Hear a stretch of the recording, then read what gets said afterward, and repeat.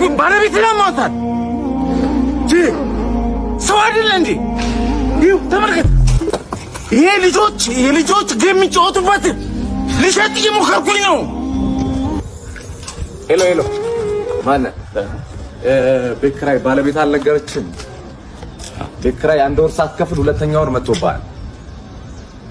እየሞከርኩኝ ነው ትላለህ እንዴ? እየሞከርኩኝ ነው። ያንተን ቤት ኪራይ ልከፍል እየሞከርኩኝ ነው። የልጆች ትምህርት ቤት ልከፍል እየሞከርኩኝ ነው።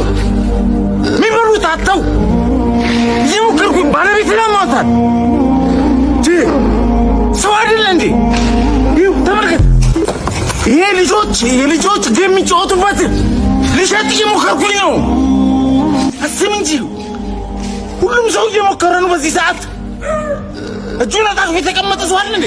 ታገሰኝ በቃ እየሞከርኩኝ ነው።